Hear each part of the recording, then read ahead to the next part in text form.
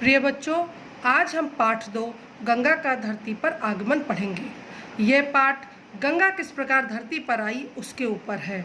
सूर्यवंशी राजा दिलीप के पुत्र ने बहुत तपस्या की क्योंकि वे गंगा को धरती पर लाना चाहते थे। उसका भी एक कारण था, उनके पूर्वज कपिल मुनि के श्राप से भस्म हो गए थे और केवल गंगा ही उनका उद्धार कर सकती थी।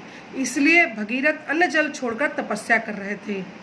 गंगा उनकी तपस्या से प्रसन्न हो गई, लेकिन उन्होंने कहा कि मैं धरती पर आऊंगी तो मेरी धारा को कौन रोकेगा। अगर उसे रोका नहीं गया तो वो धरती के स्तरों को तोड़ती हुई पाताल लोक में चली जाएगी। जब भगीरथ ने उनसे उपाय पूछा तो गंगा ने कहा, महाराज भगीरथ, मेरी प्रचंड धारा को केवल शिव ही रोक सकते हैं। अगर वे अपने सिर पर मेरी धारा को रोकने के लिए मान जाएं तो मैं पृथ्वी पर आ सकती हूँ। फिर भगीरथ शिव की आराधना में लग गए। जब उनकी तपस्या से शिव प्रसन्न हुए तो वो गंगा की धारा को रोकने के लिए तैयार हो गए। जब ज्येष्ठ मास के शुक्ल पक्ष की दशमी के दिन जटा खोलकर कमर पर हाथ रखे शिव अपलप नेत्रों से ऊपर आकाश की ओर देखने लगे। गंगा की धार हर हर करती हुई स्वर्ग से शिव के मस्तक पर गिरने लगी। जल की एक भी बूंद पृथ्वी पर नहीं गिर रही थी, सारा पानी जटाओं में समा रहा था। भगीरथ के प्रार्थना करने पर शिव ने एक जटा निचोड़कर गंगा के जल को धरती पर गिराया। जब शिव की जटाओं से गंगा निकली तब उनका एक नाम जटाशंकरी भी पड़ गया। गंगा के मार्ग में जहु ऋषि की कुटिया आई, धारा ने उसे बहा दिया।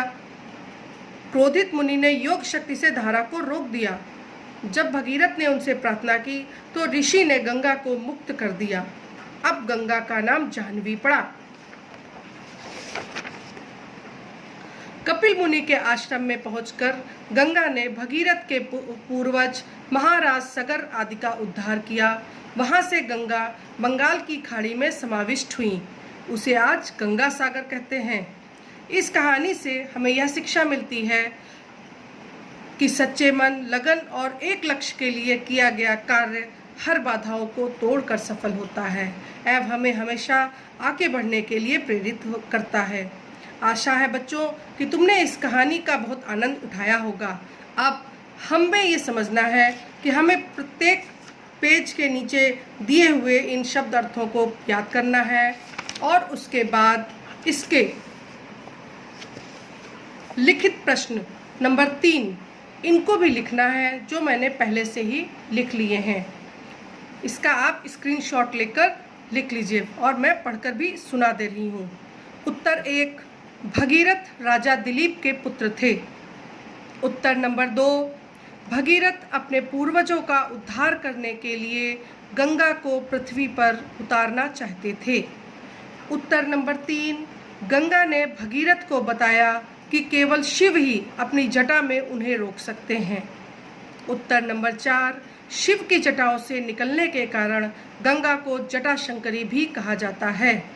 उत्तर नंबर 5, इस पाठ से हमें लक्ष्य की ओर बढ़ते रहने की शिक्षा मिलती है। अब आप वैकल्पिक प्रश्नों पर आइए और देखिए। प्रश्न नंबर 4, सही उत्तर चुनकर सही का निशान लगाइए। का, इसका उत्तर होगा हिमालय पर। ख, इसका उत्तर होगा गंगा को। गा, आकाश। घ, जटाशंकरी। अंगा, जहु। प्रश्न नंबर 5, रिक्त स्थान भरिए। बंगाल की खाड़ी जहां गंगा समाविष्ट हुई उसे गंगा सागर कहते हैं।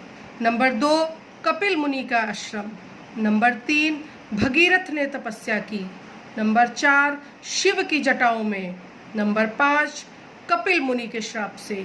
अब प्रश्न नंबर 6, वाक्यों के आगे सही या गलत का निशान लगाइए।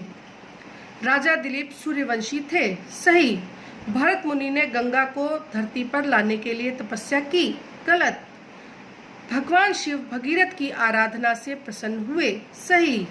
ब्रह्मा ने गंगा को अपनी जटाओं में धारण किया। गलत।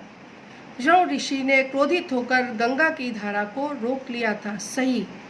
अब आप इस कार्य को अपनी कॉपी में कर सकते हैं।